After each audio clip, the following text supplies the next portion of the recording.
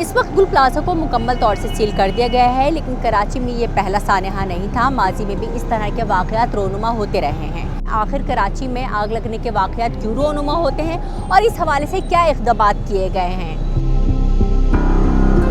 जो अरेंजमेंट करना चाहिए उससे बिल्कुल गाफिल हुए हैं और ये है कि बस इस चीज़ पे है, जब कुछ होगा तो देखेंगे।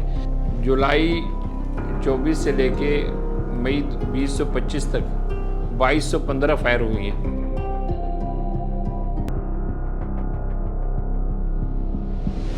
कराची की बात करें तो 2025 के पहले 6 माह में आग के 1200 वाक़यात रिकॉर्ड किए गए, जबकि लाहौर में महकमे इमरजेंसी सर्विसेज की सालाना रिपोर्ट के मुताबिक 2024 से 2025 में तकरीबन 6 से 8 हज़ार तक मुख्तलिफ मकामात पर आग लगने के छोटे बड़े वाक़यात रिपोर्ट हुए।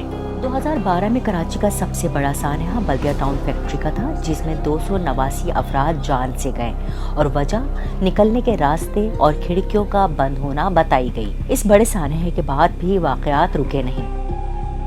तकरीबन कमो बेश जो है, अगर हम एक तखमीना लगाएं तो 8 से 10 अरब रुपए का नुकसान जो है वो सिर्फ और सिर्फ ताजरों का इस सूरत में हुआ है कि जो कारोबार की शक्ल में है, इससे ज़्यादा भी कह सकते हैं। ये एक जो है महदूद तखमीना हम लगा सकते हैं। ज़ैनब मार्केट में इस वक्त डीसी की जानिब से 7 रोज़ का वक्त दे दिया गया है। 7 रोज़ के अंदर फायर सेफ्टी का काम मुकम्मल किए जाने का हुक्म दिया गया है, जबकि यूनियन का ये कहना है कि 7 रोज़ का दौरानिया तो यूँ तो कम है, लेकिन कोशिश होगी कि फायर सेफ्टी का काम मुकम्मल कर लिया जाए।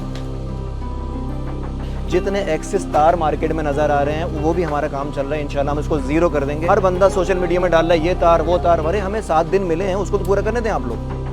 जैसे जैसे आग लगने के वाक़यात बढ़ रहे हैं, इस सूरत हाल में आवाम और हुक्काम को हिफाजती मेयार को बेहतर बनाने के लिए ताउन करना नहायत ही अहम है।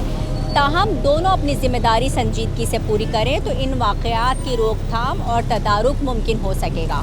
सालिहा फिरोज़ खान, इंडिपेंडेंट उर्दू, कराची।